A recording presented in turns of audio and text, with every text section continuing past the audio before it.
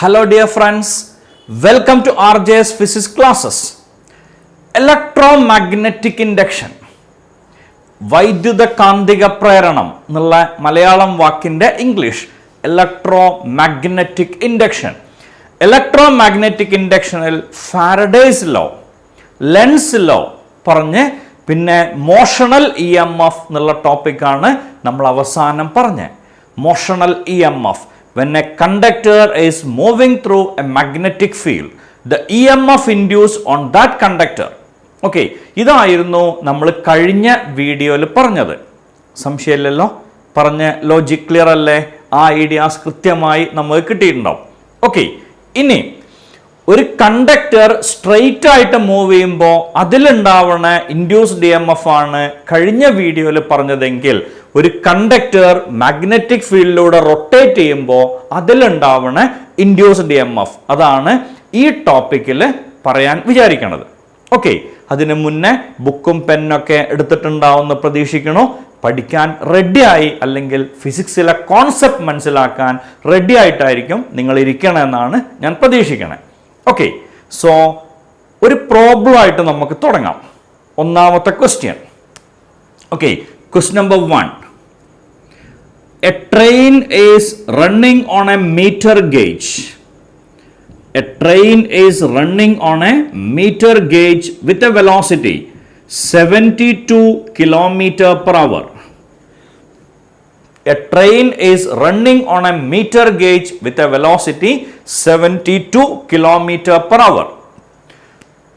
Horizontal component of magnetic field is 0.4 into 10 raised to minus 4 Tesla. Find the EMF induced on the axle. Find the EMF induced on the axle.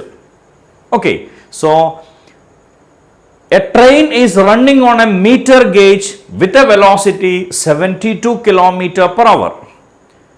The magnetic field at that region is 0.4 into 10 raised to minus 4 Tesla. Find the EMF induced on the axle. Train is running on a meter gauge എന്ന് പറഞ്ഞാൽ ആ കണ്ടക്ടറിൻ്റെ length എത്ര ആയിരിക്കും? A train is running on a metre gauge എന്നാ പറഞ്ഞത്. Okay, സ്വാഭാവികമായിട്ടും അതിൻ്റെ length വരിക 1 മീറ്റർ ആണ്. ഓക്കെ, നമുക്കറിയാം induced EMF maximum value must be BLV. Okay, so the answer will be magnetic field 0.4 into 10 raised to minus 4 Tesla into length 1 meter, velocity 72 into 5 by 18 means 20. Okay, so ഈ 20 എന്നുള്ളത് ഒരു 0 മാറ്റിയാൽ ഇത് 4 എന്നാവും. 4 into 2, 8 into 10 raised to minus 4 volt or 0.8 millivolt.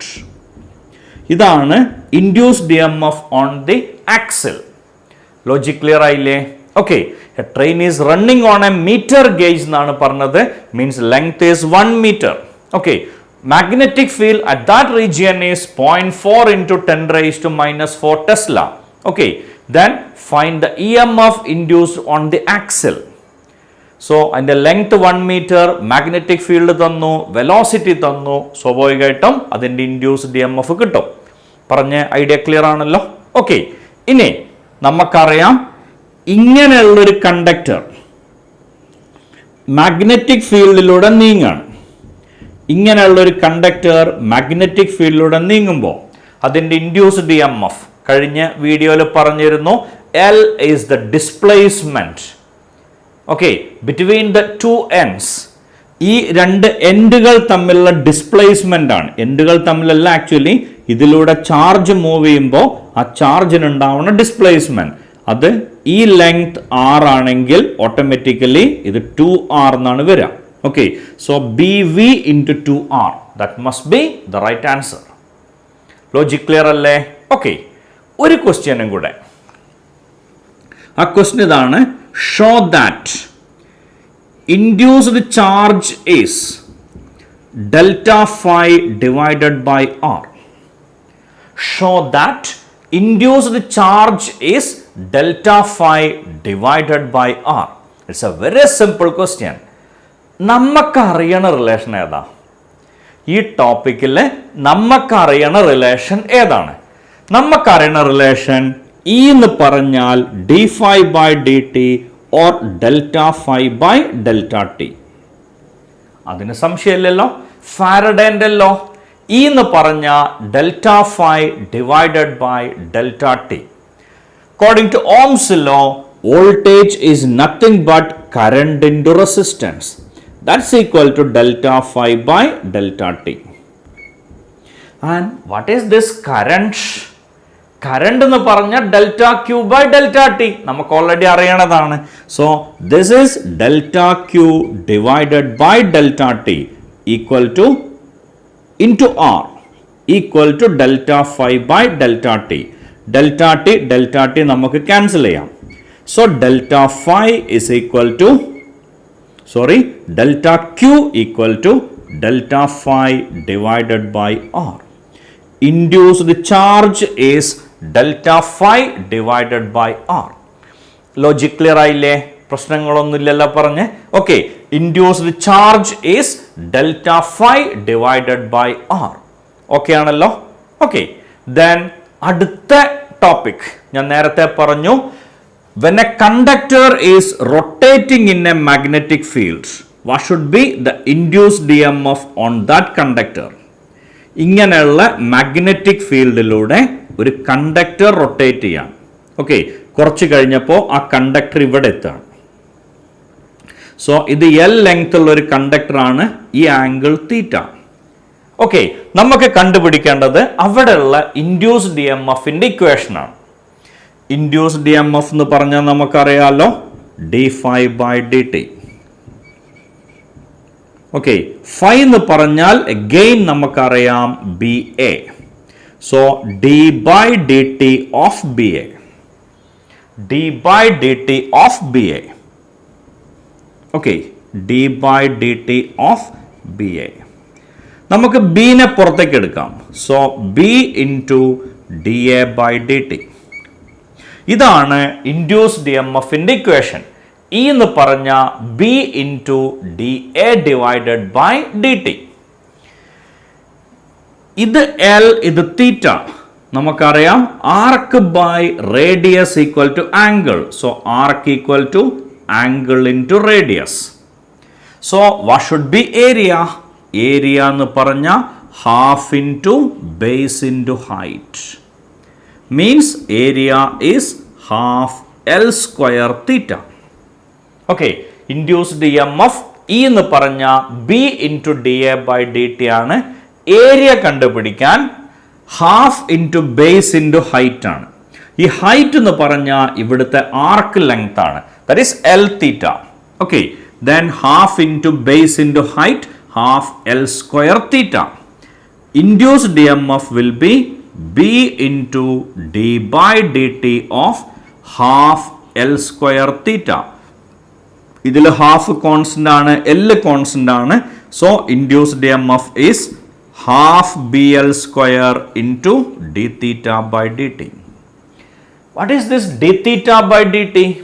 D theta by d t is nothing but omega. Okay, angular velocity or angular frequency.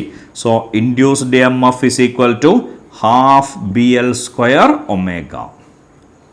Half B L square omega. ഇതാണ് induced EMFന്റെ equation. Okay, so induced EMF on a conductor rotating in a magnetic field is given by the equation E equal to half BL square omega.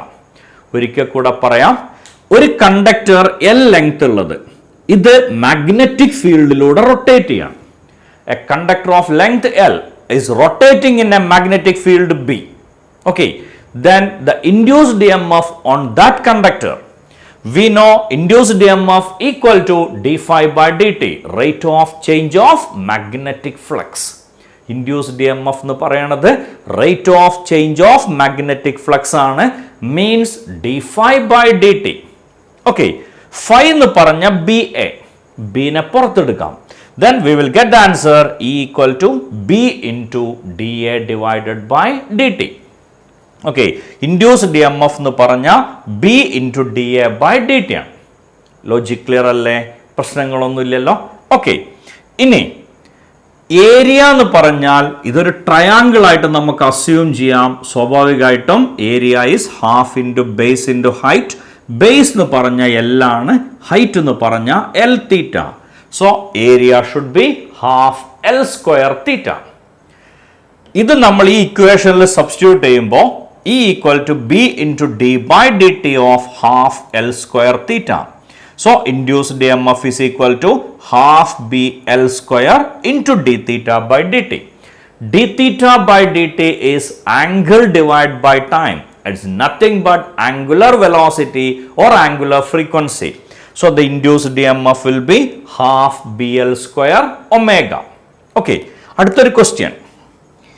ഇങ്ങനെയുള്ള ഒരു alloy wheel, ഈ alloy വീലിന് 8 സ്പോക്കുകളുണ്ട്. നമുക്കറിയാലോ alloy വീലിന് ഇങ്ങനെ കുറേ ഭാഗങ്ങൾ ഉണ്ടാവില്ലേ. സോ ഈ അലോയ് വീലിന് 8 സ്പോക്കുകളുണ്ട്. ഓക്കെ, ഇങ്ങനെ 8 സ്പോക്കുകളാണ് അലോയ് വീലിനുള്ളത്. ഓരോ സ്പോക്കിൻ്റെയും ലെങ്ത് എൽ ആണ്. ഇത് റൊട്ടേറ്റ് ചെയ്യണ ആംഗുലർ വെലോസിറ്റി ഒമേഗയാണ്. അങ്ങനെയാണെങ്കിൽ ഈ അലോയ് വീല് മാഗ്നറ്റിക് ഫീൽഡിലൂടെ റൊട്ടേറ്റ് ചെയ്യുമ്പോൾ അവിടെ ഉണ്ടാവണ ഇൻഡ്യൂസ്ഡ് ഇ എം എഫിൻ്റെ വാല്യൂ എത്ര ആയിരിക്കും? ഒരു അലോയ് വീൽ ഇവിടെ ഇങ്ങനെ കണക്ട് ചെയ്തിട്ടുണ്ട്. ഇതൊരു മെറ്റൽ റൗണ്ട് ആണ് വരിക, റിംഗ് ആണ് വരിക. നമുക്കറിയാം അലോയ് വീൽ നമ്മൾ കണ്ടതാണ്. ആ അലോയ് വീലിന് 8 സ്പോക്കുകൾ എന്ന് പറഞ്ഞാൽ 8 വടികൾ മുമ്പിൽ കണക്ട് ചെയ്തിട്ടുണ്ട്. ഓരോന്നിൻ്റെയും ലെങ്ത് എല്ലാണ്. അത് റൊട്ടേറ്റ് ചെയ്യണ ആംഗുലർ വെലോസിറ്റി ഒമേഗയാണ്. Okay, then what should be the induced EMF on that wheel? എന്നാണ് ക്വസ്റ്റ്യൻ എങ്കിൽ എന്തായിരിക്കും ആൻസർ വരിക? ഒറ്റയടിക്ക് നമുക്ക് എന്താ തോന്നുക അറിയോ? 8 into half B L square omega എന്നാ തോന്നുന്നത്. കാരണം ഇവിടെ 8 ഉണ്ടല്ലോ. പക്ഷെ അവിടെ വേറെ കുഴപ്പമുണ്ട്. ഈ എല്ലാ സ്പോക്കുകളും പാരലൽ ആയിട്ടാണ് കണക്ട് ചെയ്തിട്ടുള്ളത്. കാരണം ഇവിടെ ടച്ച് ചെയ്തിട്ടുണ്ട്, ഇതിന് ചുറ്റും ടച്ച് ചെയ്തിട്ടുണ്ട്. ഓക്കെ, സോ എല്ലാ സ്പോക്കുകളും പാരലൽ ആയിട്ടാണ് കണക്ട് ചെയ്തിട്ടുള്ളത്. അവർ പാരലൽ ആയിട്ട് കണക്ട് ചെയ്തു എന്ന് പറഞ്ഞാൽ പാരലൽ കണക്ഷനിൽ എന്തോ ഒന്ന് കോൺസ്റ്റന്റ് അല്ലേ? വോൾട്ടേജ് കോൺസ്റ്റന്റ് ആണ്. ഓക്കെ, സ്വാഭാവികമായിട്ടും ഈ അലോയ് വീലിൽ എത്ര സ്പോക്കുകൾ ഉണ്ടെങ്കിലും അതിൻ്റെ ഇൻഡ്യൂസ്ഡ് ഇ എം എഫിൻ്റെ equation half B L square ഒമേഗയാണ്. ഇനി ഇതിന് പകരം ഒരു മെറ്റൽ ഡിസ്ക് ആണ് റൊട്ടേറ്റ് ചെയ്തത് വിചാരിക്കാം. ആ മെറ്റൽ ഡിസ്കിൻ്റെ ഇൻഡ്യൂസ്ഡ് ഇ എം എഫ് എത്രയെന്ന് ചോദിച്ചാൽ ഈ ഒരു റിങ്ങിന് പകരം അല്ലെങ്കിൽ ഒരൊറ്റ വടി ഇങ്ങനെ കറങ്ങണതിന് പകരം ഒരു ഫുൾ റിങ് റൊട്ടേറ്റ് ചെയ്യാണ്. ഓക്കെ, ഒരു ഡിസ്ക് റൊട്ടേറ്റ് ചെയ്യാണ്. ഫുൾ റിങ് അല്ല, ഡിസ്ക് റൊട്ടേറ്റ് ചെയ്യാണ്. അങ്ങനെയാണെങ്കിലും ഇൻഡ്യൂസ്ഡ് ഇ എം എഫിൻ്റെ ഇക്വേഷൻ തന്നെയാണ് വരിക, half B L square omega തന്നെയാണ് വരിക. ഈ പറഞ്ഞത് വ്യക്തമായിട്ട് മനസ്സിലായോ? പ്രശ്നങ്ങളൊന്നുമില്ലല്ലോ. ഓക്കെ, ഇൻഡ്യൂസ്ഡ് ഇ എം എഫിൻ്റെ equation half B L square omega.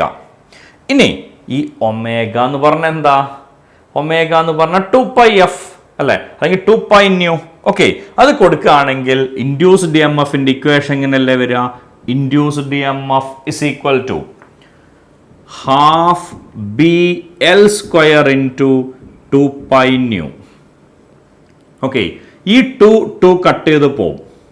What is pi L square? ഇവിടെ എൽ എന്ന് പറഞ്ഞ ഏരിയയാണ്. ഓക്കെ, എൽ എന്ന് പറഞ്ഞ ക്വാണ്ടിറ്റി അവിടുത്തെ ഏരിയയാണ്. സ്വാഭാവികമായിട്ടും ഇൻഡ്യൂസ്ഡ് ഇ എം എഫിന് അടുത്ത ഇക്വേഷൻ കിട്ടും. It is B A nu. ഇതാണ് induced E M F on a conductor rotating in a magnetic field. പറഞ്ഞ ലോജിക് ക്ലിയർ അല്ലേ? പ്രശ്നങ്ങളൊന്നുമില്ലല്ലോ. ഓക്കെ, ഇനി ഇപ്പം ഞാൻ പറഞ്ഞത് ഒരു കണ്ടക്ടർ മാഗ്നറ്റിക് ഫീൽഡിലൂടെ റൊട്ടേറ്റ് ചെയ്യുമ്പോൾ ആ കണ്ടക്ടറിൻ്റെ മുകളിൽ ഉണ്ടാവുന്ന magnetic field it is half B L square omega. ഉറപ്പല്ലേ?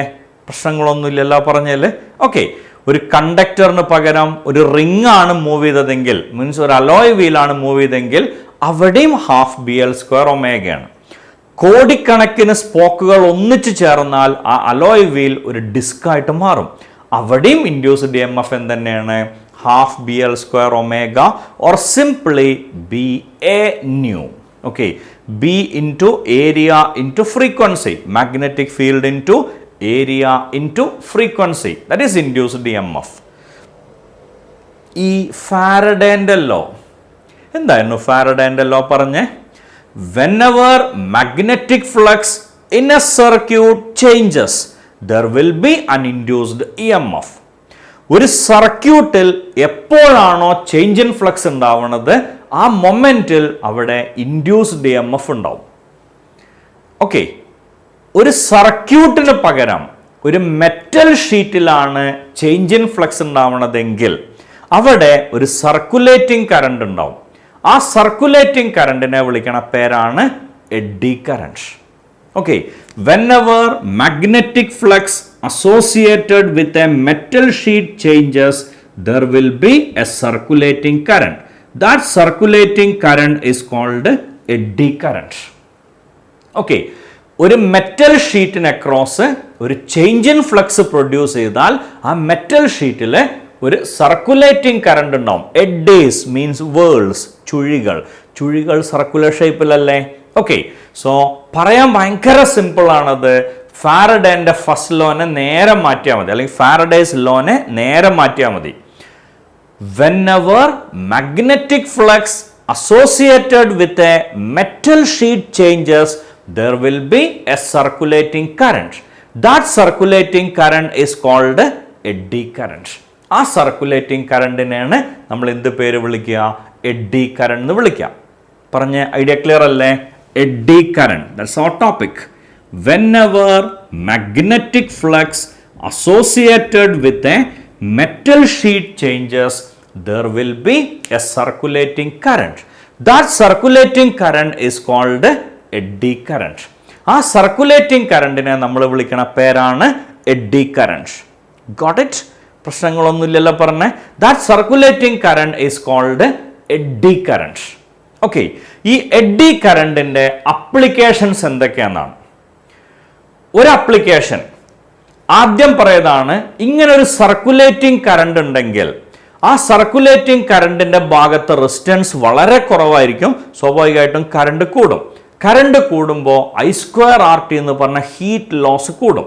Okay, so eddy current heat produce ചെയ്യും. ഒരുപാട് എക്സാമ്പിൾ നമുക്കതിന് കിട്ടും. നമ്മളെ വീട്ടിൽ വെള്ളം പമ്പ് ചെയ്യണ മോട്ടോർ വർക്ക് ചെയ്യിച്ച് ടാങ്ക് നിറഞ്ഞ് സ്വിച്ച് ഓഫ് ചെയ്തതിന് ശേഷം ആ മോട്ടോറിൽ ടച്ച് ചെയ്താൽ അവിടെ എന്തുണ്ടാവും? നല്ല ഹീറ്റ് ഉണ്ടാവും, നല്ല ടെമ്പറേച്ചർ നമുക്ക് അവിടുന്ന് കിട്ടും. പണ്ടത്തെ ഫാൻ്റെ റെഗുലേറ്റർ, ആ റെഗുലേറ്ററിൻ്റെ ഒരു പ്രത്യേക ഭാഗത്ത് നമ്മൾ ടച്ച് ചെയ്യുമ്പോൾ ആ റെഗുലേറ്റർ നല്ലോണം ചൂടായിട്ടുണ്ടാവും. പണ്ടത്തെ പുതിയ ഇലക്ട്രോണിക് ഡിമ്മർ അല്ല, അല്ലെങ്കിൽ എന്താണ് പറയുക, സ്റ്റെപ്പ് വൈസ് ആയിട്ട് ചേഞ്ച് ചെയ്യണ ആ കേസ് അല്ല ഉദ്ദേശിച്ചത്. പകരം എന്താണ്, പഴയ റെഗുലേറ്റർ, വലിയ പെട്ടി. ഓക്കെ, ഇനി പണ്ടത്തെ TV, നമ്മളെ പിക്ചർ ട്യൂബ് ഉള്ള TV, ഓക്കെ, ഇന്നത്തെ LED TV അല്ല, പണ്ടത്തെ TV, അതിൻ്റെ ഒരു പ്രത്യേക ഭാഗത്ത് നമ്മൾ ടച്ച് ചെയ്യുമ്പോൾ അവിടെ എന്തുണ്ടാവും? ചൂടുണ്ടാവും. ഈ ചൂടുണ്ടാവാൻ കാരണം അതിൻ്റെ താഴെ ഒരു ട്രാൻസ്ഫോമർ ഉണ്ടാവും. ആ ട്രാൻസ്ഫോമർ ഒരു അയൺ ഫ്രെയിമിലാണ് കോയിൽ വൈൻഡ് ചെയ്തേണ്ടത്. സ്വാഭാവികമായിട്ടും ഈ കോയിലിൽ ചേഞ്ച് ഇൻ ഫ്ലക്സ് ഉണ്ടാവുമ്പോൾ അതിന് ചുറ്റുമാണ് അയൺ ഫ്രെയിം നിൽക്കുന്നത്. Iron frame is A metal plate. അതിൻ്റെ മുകളിൽ എഡ്ഡി കറണ്ട് ഉണ്ടാവും. എഡ്ഡി കറണ്ട് ഹീറ്റ് പ്രൊഡ്യൂസ് ചെയ്യും. സോ എഡ്ഡി കറണ്ട് കൊണ്ട് ഹീറ്റ് ഉണ്ടാവും. അങ്ങനെയാണെങ്കിൽ ചൂടാക്കാനുള്ള ഡിവൈസായിട്ട് എഡ്ഡി കറണ്ട് ഉണ്ടാക്കാമല്ലോ. ഓക്കെ, അതല്ലേ നമ്മൾ പറയണ induction cooker. Okay, so induction കുക്കറിൽ യൂസ് ചെയ്യുക എഡ്ഡി കറണ്ടാണ്. ഓക്കെ, അതുകൊണ്ട് തന്നെ മാഗ്നറ്റിക് മെറ്റീരിയൽസ് വെച്ച് കൊടുത്താൽ മാത്രമേ നമുക്ക് ഇൻഡക്ഷൻ കുക്കറിൽ വർക്ക് ചെയ്യിക്കാൻ പറ്റുള്ളൂ. ഓക്കെ, ഇപ്പോൾ അലൂമിനിയ പാത്രം വെച്ച് കൊടുത്താൽ ഇൻഡക്ഷൻ കുക്കറിൽ വെള്ളം ചൂടാക്കാനോ അല്ലെങ്കിൽ ഭക്ഷണം ഉണ്ടാക്കാനോ പറ്റില്ല. കാരണം അത് മാഗ്നറ്റിക് അല്ല എന്നുള്ളതുകൊണ്ടാണ്. ഓക്കെ, സോ മാഗ്നറ്റിക് ഫ്ലക്സ് ചേഞ്ചിനനുസരിച്ചിട്ട് ഇയാൾ വർക്ക് ചെയ്യണം. അങ്ങനെ വർക്ക് ചെയ്യുമ്പോൾ മാത്രമാണ് എന്ത് സംഭവിക്കണത്? അവിടെ എഡ്ഡി കറണ്ട് ഫോം ചെയ്യണം, അല്ലെങ്കിൽ അതിൻ്റെ ഹീറ്റ് ഫോം ചെയ്യണത്. ഓക്കെ, ഇനി വല്ലാണ്ട് ചൂടാക്കാൻ, നമ്മളൊരു ഭക്ഷണം ഉണ്ടാക്കാൻ ചൂടാക്കണം. അതിലും ചൂടാക്കി എന്താ സംഭവിക്കുക? വസ്തുക്കൾ ഉരുകാൻ തുടങ്ങും. ഓക്കെ, നല്ലോണം ചൂടാക്കിയ മെറ്റൽ ഉരുകാൻ തുടങ്ങും. അങ്ങനെ മെറ്റലിനെ ഉരുക്കണ സ്ഥലം, അതിനെ നമ്മൾ വിളിക്കണ പേരാണ് ഇൻഡക്ഷൻ ഫർണസ്. സോ ഇൻഡക്ഷൻ ഫർണസിൽ യൂസ് ചെയ്യുക എഡ്ഡി കറണ്ടാണ്. ഓക്കെ, ഇൻഡക്ഷൻ ഫർണസിൽ യൂസ് ചെയ്യുക എഡ്ഡി കറണ്ടാണ്. പിന്നത്തെ യൂസ് പറയണത് ഡെഡ് ബീറ്റിംഗ് ഓഫ് ഗാൽവനോമീറ്റർ. ഒരു use in induction cooker. Induction കുക്കറിൽ എഡ്ഡി കറണ്ടാണ് യൂസ് ചെയ്യുക. രണ്ടാമത്തെ യൂസ് പറയണത് ഇൻ ഇൻഡക്ഷൻ ഫർണസ്. ഇൻഡക്ഷൻ ഫർണസിൽ എഡ്ഡി കറണ്ടാണ് യൂസ് ചെയ്യുക. ഓക്കെ, അടുത്ത യൂസ് പറയാ in dead beating of galvanometer. In dead beating of galvanometer. Moving coil galvanometer എന്ന് പറഞ്ഞ സംഭവം നമുക്കറിയാം. ആ മൂവിംഗ് കോയിൽ ഗാൽവനോമീറ്ററിൽ ഫോസ്ഫർ ബ്രോൺ സ്ട്രിങ്ങിലാണ് ഒരു കോയിൽ, കോപ്പർ കോയിൽ വൈൻഡ് ചെയ്തത് സസ്പെൻഡ് ചെയ്ത് വെച്ചത്. സോ കറണ്ട് പാസ് ചെയ്യുമ്പോൾ ടോർക്ക് ഉണ്ടാവും, ആ കോയിൽ കറങ്ങിക്കൊണ്ടേയിരിക്കും. ഈ കറങ്ങണത് നിൽക്കണമല്ലോ, അത് നിൽക്കാൻ ഏറ്റവും എളുപ്പം ഇങ്ങനെ നമുക്കറിയാം ഒരു സിലിണ്ട്രിക്കൽ ഹോൾ ഷൂ മാഗ്നറ്റിൻ്റെ ഇടയിലാണ് ഈ റെക്റ്റാങ്കുലർ കോയിൽ വെച്ചത്. ഈ റെക്റ്റാങ്കുലർ കോയിൽ ഫോസ്ഫർ ബ്രോൺസ് എന്ന് പറഞ്ഞ സ്ട്രിങ് കൊണ്ട് കെട്ടിത്തൂക്കിയിരുന്നു, താഴെ സ്പ്രിങ് കണക്ട് ചെയ്തിട്ടുണ്ട്. ഇതാണ് നമ്മൾ മൂവിംഗ് കോയിൽ ഗാൽവനോമീറ്ററിൽ പഠിച്ചത്. ഇത് ഒരു അയൺ സിലിണ്ടറിന്റെ മുകളിലാണ് കെട്ടിത്തൂക്കിയിട്ടുണ്ടാവുക. അതിൻ്റെ അഡ്വാൻറ്റേജ് എന്താ വെച്ചാൽ ഇത് കറങ്ങുമ്പോൾ ഈ അയൺ സിലിണ്ടറും കറങ്ങും. It's A metal sheet. അതിൻ്റെ മുകളിൽ എഡ്ഡി കറണ്ട് ഉണ്ടാവും. ഇലക്ട്രോ മാഗ്നറ്റിക് ഇൻഡക്ഷനിൽ ഒരു ഇൻഡ്യൂസ്ഡ് കറണ്ട് ഉണ്ടായാൽ അത് ആദ്യം ചോദിക്കുക എന്തുകൊണ്ട് ഞാനുണ്ടായി എന്നാണ്. അതായിരിക്കും ആദ്യം ചോദിക്കുക. സോ അത് നമ്മൾ മറുപടി കൊടുക്കുകയാണ് ആ കോയിൽ കറങ്ങുകൊണ്ടാണ്. അടുത്ത സെൻറ്റൻസ് എന്താവും, ഇനി ആ കോയിൽ കറങ്ങണ്ട. സോ ഇവിടെ നോർത്ത് പോൾ ആണെങ്കിൽ ഇവിടെ സൗത്ത് പോൾ ക്രിയേറ്റ് ചെയ്യും, ഇവിടെ സൗത്ത് ആണെങ്കിൽ നോർത്ത് ക്രിയേറ്റ് ചെയ്യും. Automatically the rotation will stop. Okay, so ആ ഒരു കണ്ടീഷൻ അങ്ങനെ നിർത്താൻ മീൻസ് ആ ഒരു എഫക്റ്റ് യൂസ് ചെയ്തിട്ട് ആ കോയിലിനെ സ്റ്റോപ്പ് ചെയ്യുക. അതിനെ വിളിക്കണ പേരാണ് dead beating of galvanometer. Okay, so ഗാൽവനോമീറ്ററിനെ പെട്ടെന്ന് നിർത്താൻ ഈ പറഞ്ഞ സിസ്റ്റം യൂസ് ചെയ്യാം. തിരിഞ്ഞുകൊണ്ടിരിക്കുന്ന ഒരു കോയിലിനെ പെട്ടെന്ന് നിർത്താൻ ഏത് യൂസ് ചെയ്യാം, എഡ്ഡി കറണ്ട് യൂസ് ചെയ്യാം. Means it can be used in induction brake. ഇതിനെ നമുക്ക് ഇൻഡക്ഷൻ ബ്രേക്കിൽ യൂസ് ചെയ്യാം. സോ മാഗ്നറ്റിക് ഫീൽഡിലാണ് കൊടുത്താൽ തിരിഞ്ഞുകൊണ്ടിരിക്കുന്ന ഒരു കോയിൽ എന്ത് ചെയ്യും, പെട്ടെന്ന് സ്റ്റോപ്പ് ആവും, അതിൽ കറണ്ടും കൂടെ ഉണ്ടെങ്കിൽ. ഓക്കെ, ഇതാണ് ട്രെയിനുകളുടെയൊക്കെ വീലുകൾ പെട്ടെന്ന് നിർത്താൻ വേണ്ടിയിട്ട് നമ്മൾ യൂസ് ചെയ്യുന്ന ടെക്നിക്. ആ ബ്രേക്കിനെയാണ് നമ്മൾ എന്ത് പേരിട്ട് വിളിക്കുക, ഇൻഡക്ഷൻ ബ്രേക്ക്. അതുതന്നെയാണ് ഇന്ന് നമ്മൾ പറയുന്ന disc brake system. Okay, so അതിൽ യൂസ് ചെയ്യണതും ഇതേ ടെക്നിക്കാണ്. അതിൻ്റെ മോഡേൺ വേർഷനിൽ മാറ്റം വരാം. അതിൻ്റെ ബേസിക് തിയറി ഈ പറഞ്ഞ ഐഡിയ. ഓക്കെ, ഇനി നമ്മൾ റൊട്ടേറ്റ് ചെയ്യണ കോയിലിലേക്ക് ഒരു കറണ്ട് പാസ് ചെയ്തപ്പോൾ അവിടെ മാഗ്നറ്റിക് ഫീൽഡ് ഉണ്ടായി. ആ മാഗ്നറ്റിക് ഫീൽഡ് ആ കോയിലിനെ പിടിച്ച് നിർത്തി. അപ്പം നിൽക്കണ കോയിലിനെ നമ്മൾ കറക്കിയിട്ടുണ്ടെങ്കിൽ എഫക്റ്റ് എന്താവും, അതിലൂടെ ഒരു കറണ്ട് പാസ് ചെയ്യും. ആ കറണ്ട് പുറത്തേക്ക് എടുത്തിട്ട് ഒരു റീഡിംഗ് ഡിവൈസിലേക്ക് കണക്ട് ചെയ്താൽ it can be called as a speedometer. അതിനെ നമ്മൾ വിളിക്കുക സ്പീഡോമീറ്റർ എന്നാണ്. ഇത്രയും സംഭവങ്ങളിൽ നമ്മൾ യൂസ് ചെയ്യുക എഡ്ഡി കറണ്ടാണ്. ഇനിയും എക്സാമ്പിൾസ് ഉണ്ടാവാം. ഓക്കെ, പക്ഷെ നമ്മൾ ചെയ്യണത് ഗിവ് എനി 3 പ്രോപ്പർട്ടീസ് എന്നൊക്കെയാണ് എക്സാമിന് ക്വസ്റ്റ്യൻ ആയിട്ട് വരിക. അപ്പോൾ ആ ഒരു ഐഡിയ പ്രകാരം 3 എണ്ണം വേണം. പിന്നെ കാര്യങ്ങൾ മനസ്സിലാക്കുക എന്നുള്ള ഉദ്ദേശത്തിൽ 2 എണ്ണം extreme. Okay, so applications or uses of eddy current ചോദിച്ചാൽ ഇത്രയും പോയിന്റ്സ് നമുക്ക് മതി. In induction cooker, in induction furnace, dead beating of galvanometer, in induction brake and in speedometers. Okay, ഈ പറഞ്ഞ തിയറിയിലൊക്കെ നമുക്ക് എന്ത് യൂസ് ചെയ്യാം, എഡ്ഡി കറണ്ട് യൂസ് ചെയ്യാം. ഓക്കെ, ഈ പറഞ്ഞ കാര്യങ്ങൾ വ്യക്തമായി നിങ്ങൾക്ക് മനസ്സിലായിട്ടുണ്ടാവുമെന്ന് പ്രതീക്ഷിക്കണം. ഓക്കെ, എൻ്റെ ഈ വീഡിയോ ഞാൻ ഇവിടെ അവസാനിപ്പിക്കുകയാണ്. നിങ്ങൾക്ക് വീഡിയോ ഇഷ്ടമായെങ്കിൽ ലൈക്ക് ചെയ്യുക, നിങ്ങളുടെ നല്ല ഫ്രണ്ട്സിന് ഷെയർ ചെയ്യുക, നിങ്ങൾക്ക് തോന്നുന്ന കമൻറ്റുകൾ കമൻറ്റ് ബോക്സിൽ പോസ്റ്റ് ചെയ്യുക. Thank you all.